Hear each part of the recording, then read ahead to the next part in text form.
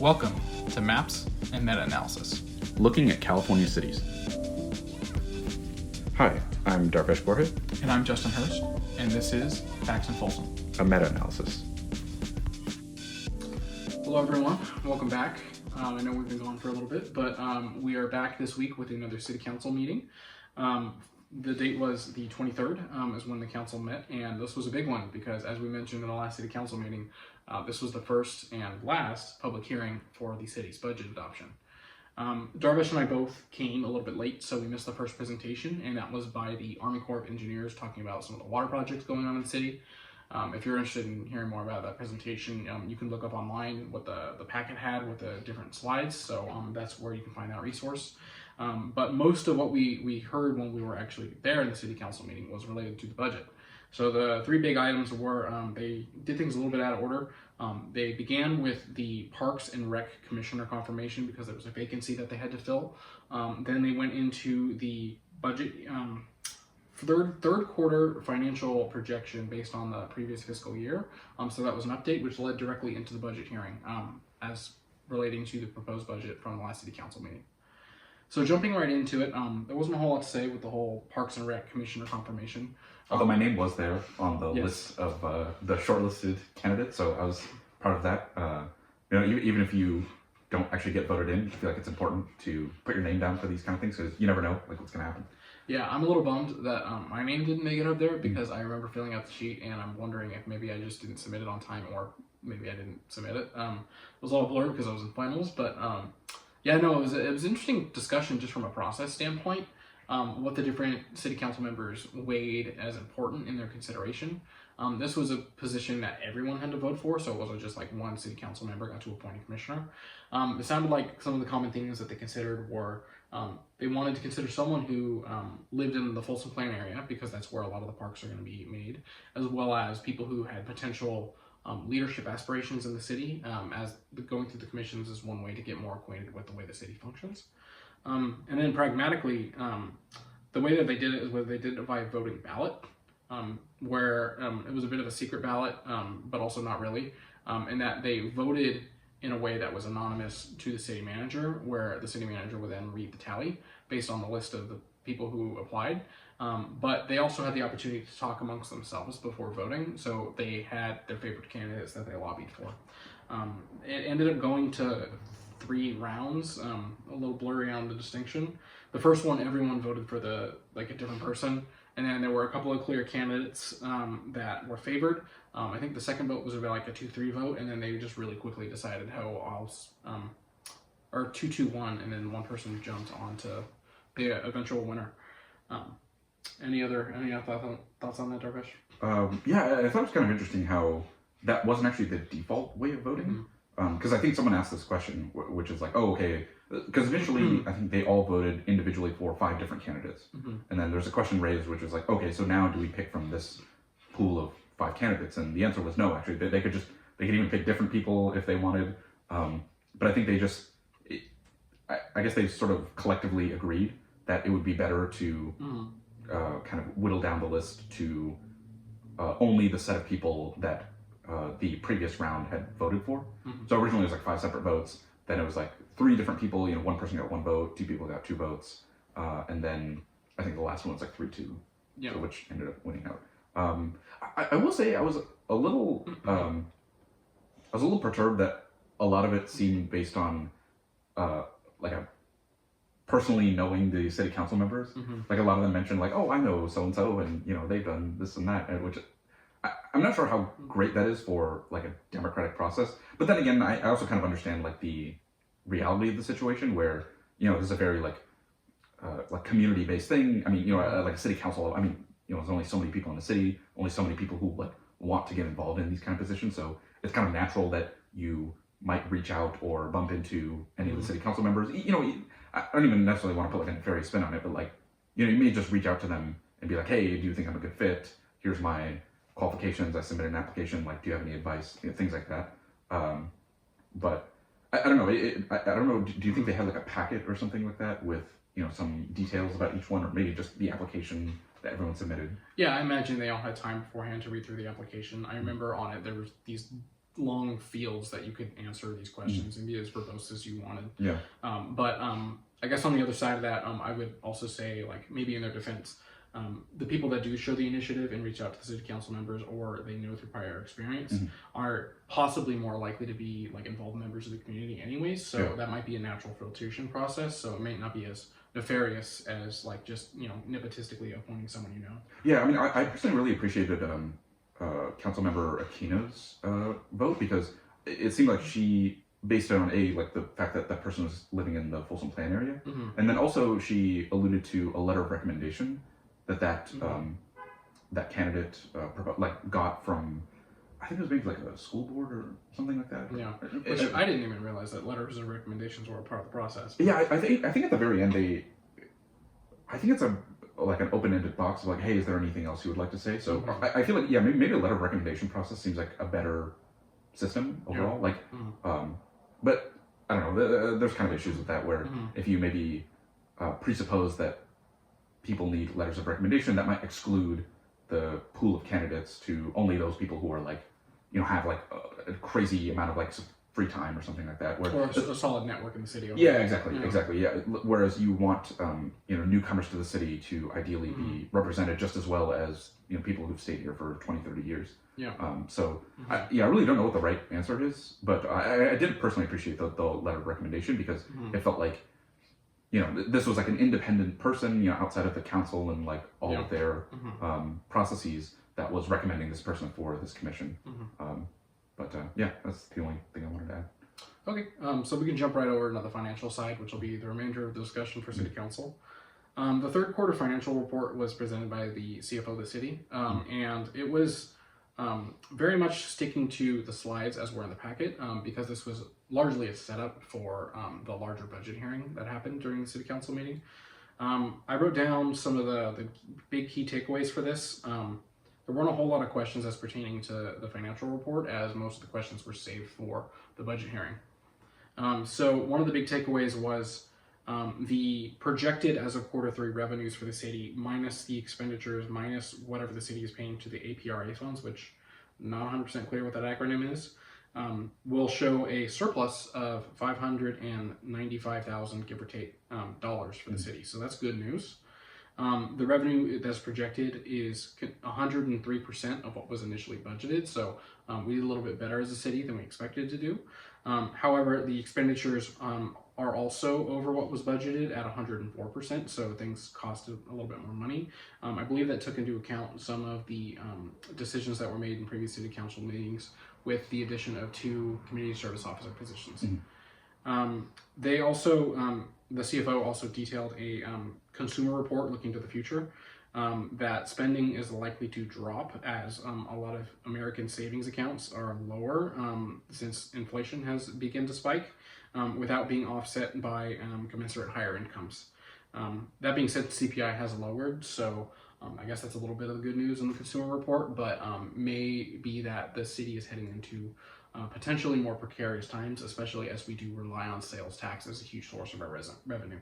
Yeah, and just to add to that, I think the claim was that, you know, despite certain signs in the economy showing deterioration, that spending habits have continued as is, but the result of that has been higher debt and lower savings, and the projection there is that eventually that has to kind of come to a tipping point. Like, there's only so much debt that someone can incur, there's only so much savings that people have, and eventually that will dwindle and realize itself in terms of like sales tax and even property prices. I don't know if we'll get to this later, but I thought a lot of the home sales and like the median home price stuff was quite fascinating to me. Do you want to talk about that right now, or do you want to wait till we get to that? I don't think I wrote notes on it, so we can talk about it right now.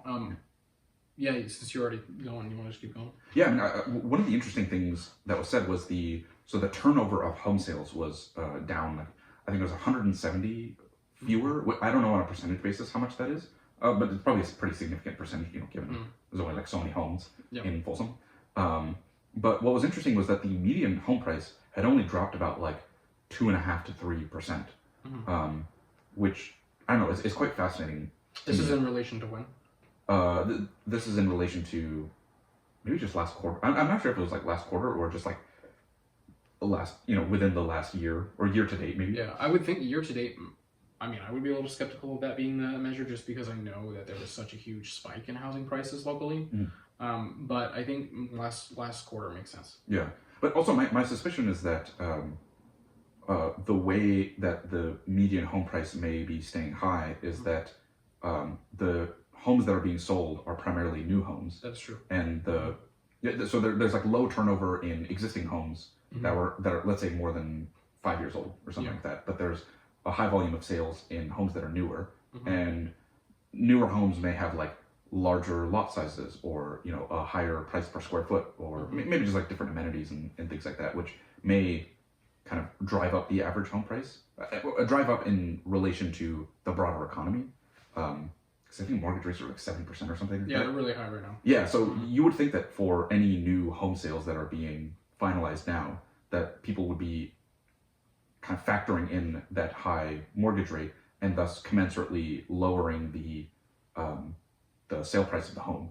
I think there is a kind of an upper limit to the sale price of the home insofar as it has to be something like 3 times the combined income of the party that's buying it. So if like basically you're let's say you have a spouse, so you and your spouse earn let's say like 200K. So if you had like no down payment, then you could only buy a home up to 600K in like total price, which seems kind of like a reasonable amount. So it's a bit interesting to me that wages are not increasing and yet somehow the median home price is staying high. The median home price is like pretty high. It's like 800,000 or something like that, which suggests which is what's on the market, of course. Exactly. Yeah, exactly. Which is what's on the market, and which suggests either a very high median household income, or people are putting larger down payments.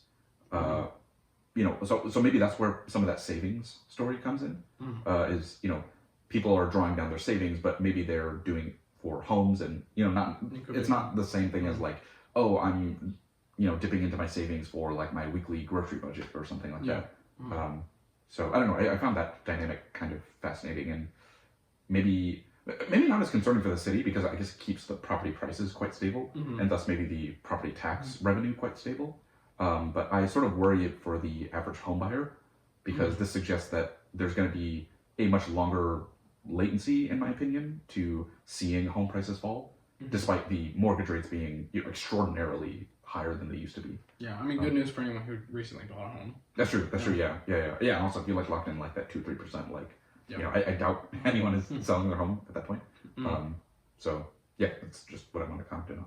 Oh, cool.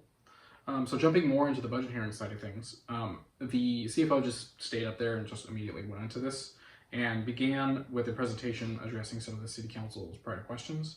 I didn't really write down a whole lot from this because I think a lot of them were clarifying questions, but that being said, some of the interesting things to note from that were some charts that were included by the CFO. One of them being very contextual for one of our taxes here in the city, the transit occupancy tax. We're sitting at, as a city, 8%, which is the lowest in the region, even including some of the cities that are beyond Sacramento, such as Roseville. Additionally, there were a couple of other suggestions that were in there throughout the presentation, as well as just some of the comments that were made. At one point, the city manager mentioned that a 0.5% increase in sales tax in the future, which again, that's another tax where we're relatively low in the region, would cover a lot of additional services for the expansion of Folsom, as well as more wiggle room in the budget for the future. And one of the other key things to note is that Station 34 for the fire station, which will be servicing the Folsom Plant area, is currently projected to open by next May. So these are large budget impacting events just because the police department and the fire department account for the vast majority of Folsom's budget. Yeah, about 50%. So I think it's roughly even between, I want to say it's like 24, 26, something like that. So yeah, of the general fund budget, it's a lot. Yeah. And one thing I want to add to that is the reason that the fire station would have a pretty big impact is this year there were a pretty large portion of the budget was dedicated to firefighter overtime pay. And part of the reason for that is like because Folsom is expanding, the existing fire stations now have to service a larger area. And I believe they said the minimum number of firefighters required to open a station was 9. Yes. So there's kind of this latency in, you have to hire a lot of firefighters, you have to vet them, you have to train them, and while in the meantime there are still service calls that are happening, at a regular cadence and perhaps even a higher cadence than usual, and so the existing firefighter force is kind of stretched a bit thinner, and that has to go into overtime pay, which is probably more than the regular salary, and so the reason this would impact the budget is, in theory, it would lower the amount of overtime pay in the subsequent year, because that fire station would be open and the Folsom Plan area would be serviced by kind of on-call firefighters in that area who are not working on overtime but rather working their kind of canonical shifts. And this wasn't discussed in the meeting, but if you think about it also in a broader regional context, the more firefighters we have as a city, the less the individual impact will be when certain units are pulled from for larger regional fires, when like Folsom, for example, will go up to the Sierras to support some of the fires up there. If we have a whole new fire station with 9 new firefighters, like cumulatively, if like 3 firefighters go up to help with an additional job, there will still be more people to cover the entire city. That's actually a good segue into one of the larger items of debate for the budget hearing. There was a bit of a disagreement between a couple of the city council members on the adequate level of police officers that the city should be having. The budget proposal did include funding for 1 additional police officer position, but one of the city council members felt that the math as presented wasn't giving the real story. The CFO of the city presented full-time employees for the police stations throughout the city as being, pretty on par for the region, and higher than that for equivalent full-time positions for the firefighters. And that being said, the city council member felt that the math was off because they only considered police officer positions to firefighters, and that ratio was lower, and they felt significantly lower than the rest of the region. Yeah. Do you have any more thoughts on that disagreement? I think it was Councilmember Rohrbaugh, if I remember correctly. And the mayor. Oh, yeah, and the mayor, who were, I think they were sort of on opposite sides of the debate, as far as I was concerned. Yeah, I remember it ended with a agree to disagree. Yes, so. Yeah, I think so. I think if I could steelman Councilmember, Councilmember Rohrbaugh's argument, I think she made the case that just looking at the ratio of firefighters to police officers is not really a fair comparison to the kind of neighboring jurisdictions. And so she proposed things like the number of police officers per 1,000 residents, which seems like a fair thing. Like if you assume that calls are kind of like uniformly, randomly distributed among a population, in theory you would like the ratio relative to the number of residents, not relative to kind of internal departments and things like that. She also pointed to, I think, I think that was the main thing. I think she just also pointed out, I think the other point she made was the complaints that she has been hearing from constituents about the unhoused population in Folsom. I think she cited a number around like 600 calls related to people who are unhoused. And so I think there was also mention of a larger number of like homeless in the area relative to what the mayor was and so a few episodes ago we talked about what's called like a pit count, or like a point in time count. And so the contention here, I think, from Councilmember Rohrbaugh was that, hey, that is just a point in time count. It is not really, it may not be representative of the total unhoused population within all of Folsom, just due to seasonality, or like maybe just something like the weather was bad that day or something like that, and so maybe you didn't see as many unhoused people as you would have otherwise seen on maybe like a clear day. All these factors that can kind of skew the results. And I think the mayor sort of disagreed and said, like, I have been on multiple ride-alongs. It seems like the pit count was quite accurate. Like maybe it would have been off on a percentage basis. So maybe the pit count said like 20, and the mayor might have seen like 30 or something like that. Yeah. So that's 50% off. But on an absolute basis, it is quite low, especially compared to the remainder of like Sacramento County, where a lot of times, I think a lot of cities, it's like on the order of hundreds or even thousands. I think unequivocally, like, we are far lower than Sacramento itself. Yeah, exactly. So I think if I could maybe summarize the argument, I think Councilmember Rohrbaugh was saying that the actual outcomes that residents are experiencing is not fully captured in these sort of ratios just of personnel, and rather we should be looking at outcomes like the ratio relative to residents and the actual calls that are coming in for various like basically all the reasons that you might call a firefighter or a police officer. We should be looking at those and trying to reduce that number rather than just looking at some like theoretical number and comparing that to the rest of the region. And then I think the mayor's argument was that this is not really an accurate reflection of the state of Folsom. I think the mayor's contention, if I can call it that, was that Councilmember Rohrbaugh was overstating the impact that the unhoused population was having on Folsom residents.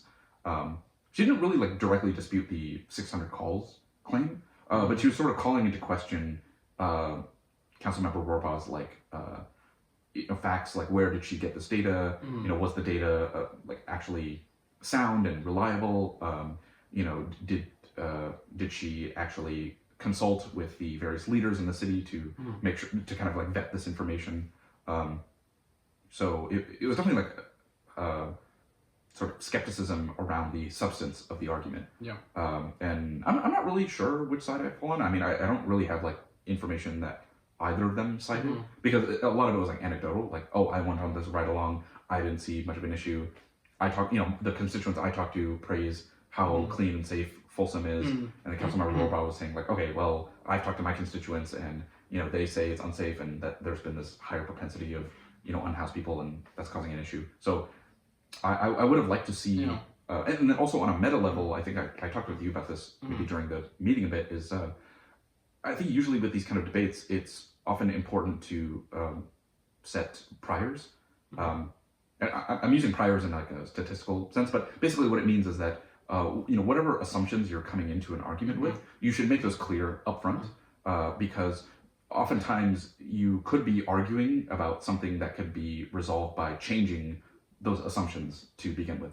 Like, you're not really arguing about the thing itself, but rather the kind of preceding things that relate into it. And so in this case, it could be something like, I think the real issue was just which type of information each of them thought was useful in determining whether or not to have more or fewer police officers. Or I shouldn't say fewer, like it's not like they were really debating on whether to like fire police officers or anything like that. They were basically arguing over, hey, is the current level sufficient, or should we have more than the current level to keep up with the issues that residents are facing?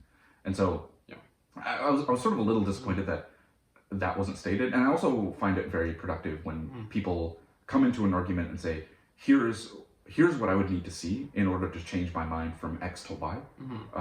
Because ideally you should come into an argument with, and in my opinion, you should come into an argument with that, because like otherwise it's just going to be wholly unproductive, and you're just going to end up with these what appears to me are like very vacuous statements of like, oh, let's just like agree to disagree. And you're like, the whole point of a city council meeting is to adjudicate is not the right word, but just to debate and come to a new conclusion and come to some sort of compromise. Agree to disagree is basically just like, hey, we couldn't figure out how to come to a compromise.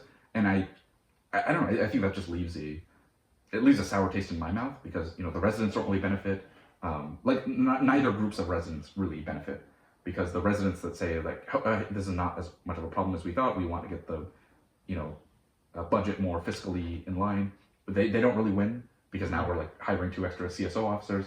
The people who feel like the unhoused population is an issue and the crime is an issue, they don't really get satisfied, because they say like, well, we could have hired another police officer and not this like kind of CSO officer situation. So yeah, I don't know. That was kind of one takeaway that I had. Did you have anything you wanted to add? Yeah, there's 2 other things that I would add to a lot of what you covered.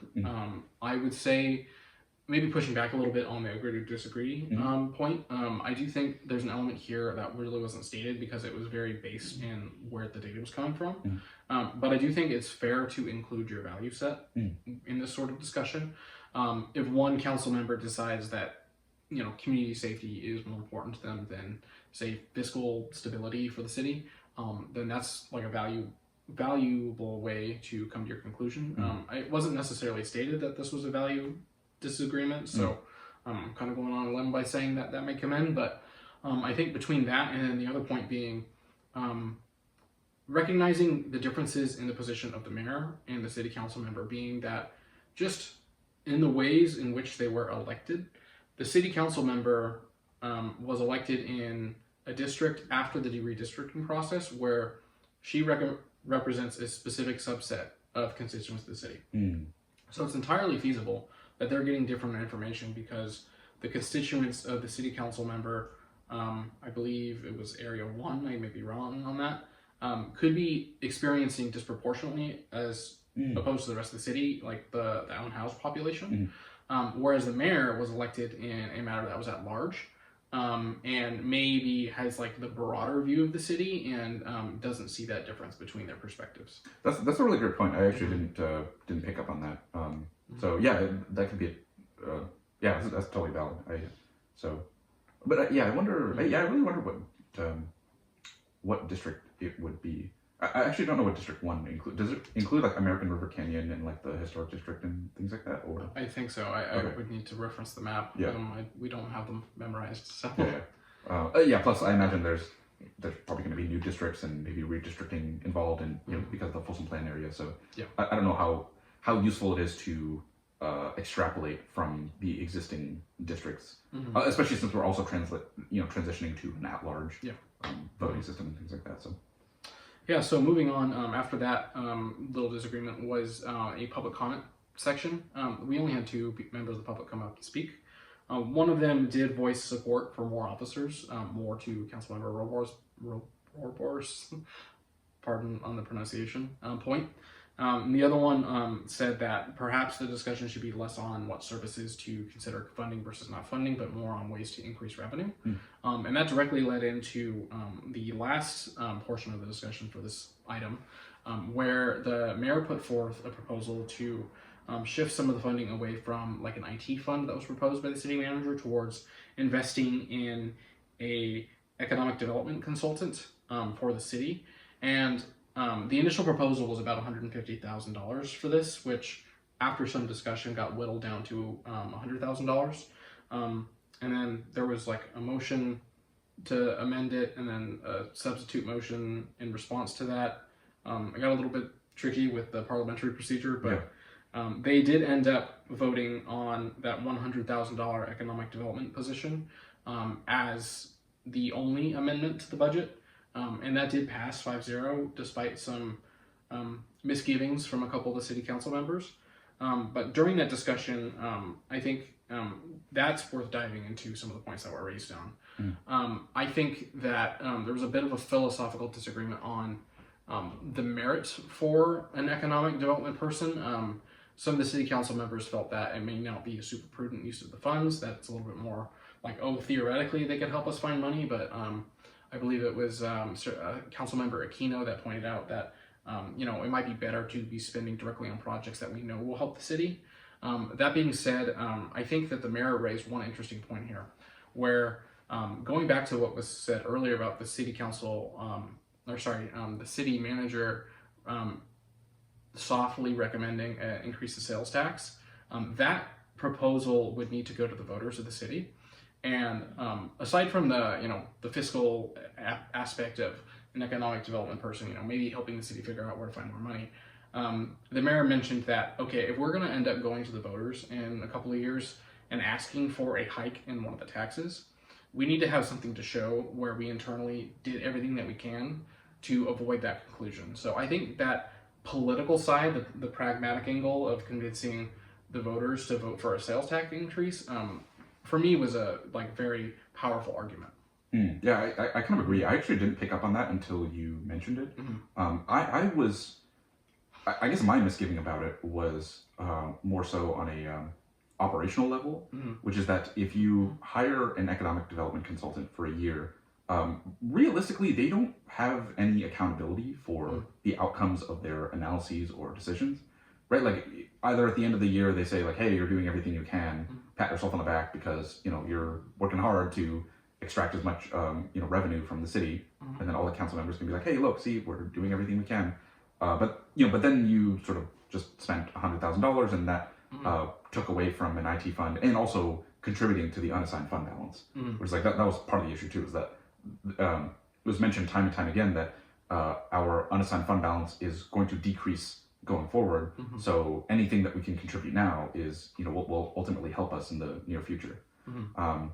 So that was personally my misgiving. I mean, then again, that could just be like unwarranted skepticism on my part, because ultimately it is their job. I mean, they do sort of have like a contractual obligation to try and I'm sure the council would stipulate some terms under which they would actually see some kind of material results from this consultant.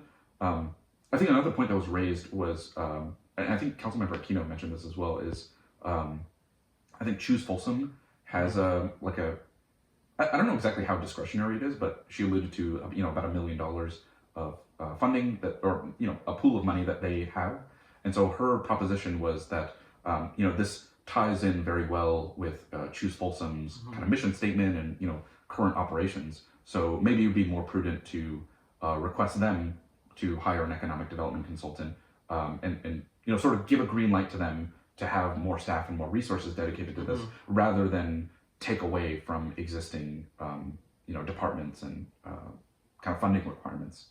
That if there was kind of already this pool of money available, why not use that and have that person work more closely with people who are already kind of in the weeds with these sorts of details.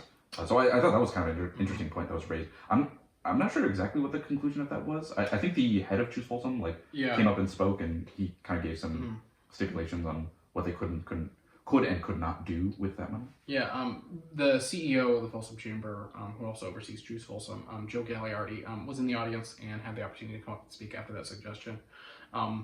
In longer set of words than I'm about to use, basically said that wasn't a viable option for the city, and that they're not flush with cash, as the council member suggested. Yeah. However, I do think the sentiment is personally in the right place.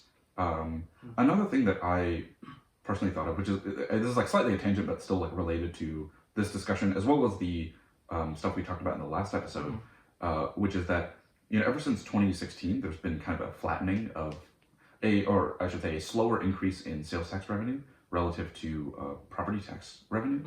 And and one thing I alluded to a couple weeks ago was, what is the actual sales tax revenue per square foot that is coming into Folsom? So a lot of the businesses that were alluded to are like the, enormous, they take up an enormous amount of space within Folsom. Walmart, Costco, car dealerships, like places that you wouldn't go and have 5 parking spaces for. Yeah, exactly. And so even if these places have a high volume of customers, because they take up such a large area within Folsom, and ultimately that is the limited resource that Folsom has to work with. I mean, of course, there's a Folsom plan area, and there's a lot of development happening, but eventually there's going to come a time where we have built up to the borders of Folsom. I mean, maybe we expand that. Who knows exactly what will happen, but it would behoove us as residents of Folsom to consider that the finite resource that we're trying to optimize for. And so I suspect that we might find different conclusions if we looked at revenue per square foot. I imagine places in Palladio are probably much better on a square foot basis. Yeah. And or even like a movie theater, that might be better on a per square foot basis. I think it might also be an interesting metric to see what the foot traffic is like in a given area. Yes. So you can compare these are high spending areas for businesses, whereas some are just more frequented but lower spending per average customer. Yeah, exactly. There are like network effects that happen. Like for example, in Palladio, right, you might get dinner and then go to a movie or something like that. And because those two things are kind of walkable, there's like less inertia to get between them. And also it's like just kind of how you would plan that sort of outing. And so within the different square foot areas of the different businesses, you might actually see like a much higher concentration of sales tax coming from that, even if it is like a lower top line number that you see. Another thing that I thought of was, because of the recent expansion of the Folsom Plan area, I'm wondering, exactly how many kind of permits and licenses have been allotted to new commercial businesses as opposed to residential businesses. It seemed like from the discussion, and for a bit of context, I think they replaced one planning director position with like a building inspector and one other position in order to accommodate all the basically building permits that developers might have for like single family and multifamily homes and things like that. So this would be things like, when you pour the foundation for your house, like someone has to come and check it and make sure there's no cracks or anything, so that the house is like safe to, like the remainder of the house can be built safely. And so I'm kind of curious, like maybe since 2016, this is my hypothesis, just to be clear, this is not this was not actually presented in the data. My suspicion is that maybe we had a lower rate of, opening new commercial areas. And so the growth we were seeing previously was a function of opening more and more like retail and dining and commercial spaces. And that sort of commensurately increased the sales tax revenue. And it just so happened to correlate with like the amount of time. But if we simply open less things, and those same places are not getting more productive year over year in terms of attracting more customers or more customers flocking to the same businesses, then maybe that's why we see a flattening. Is that like if we're kind of optimizing for residences and we're not optimizing for opening new businesses, then naturally we should see a flattening of that. So I'm kind of curious to go into the data a bit and see if this is actually point out. I mean, it may not be the case. Like maybe both are increasing linearly, and it is simply a function of people shopping online more and that having kind of knock-on effects to how much sales tax is brought in. But that's something that kind of piqued my interest when this topic was brought up again. So I'm not sure if you think that's like a potential thing, but it's something that I'm personally kind of curious. Just anecdotally, I feel like I see way fewer commercial, residential, dining, retail, like etc. In the Folsom Plan area. It seems like unanimously new homes. As of right now, I mean, there's a lot that's still under construction. For example, like I've seen a lot of work done on the hospital. It's going to be right there, right off the freeway. But yeah, no, it's pretty much just been new homes so far. And the areas are zoned for commercial businesses, but I don't really see structures going up yet. So it's, who's to say? I don't think we'll see anything within the year. Yeah. Yeah. So, and who knows, maybe that could have a positive effect, is that maybe we just see this like wave of businesses open and that, kind of, readjust the sales tax curve to be in line with what we would expect for like a linear increase. But instead we're seeing it in this sort of stepwise fashion. That being said, I do think it's interesting to see if these are new business that's brought in versus supplanting existing business. Right. So for example, if a restaurant were to open up in the Folsom Plain area, like, is it necessarily that it's going to be an increase in revenue, or is it going to be pulling away from like restaurants in the Palladio? That's a good point. Yeah. I personally suspect that it would be like adding new customers, because I think a lot of that kind of stuff is maybe dictated by convenience, and like there could also be like a novelty kind of bias of like, hey, this new restaurant opened, like let's go check it out or something like that.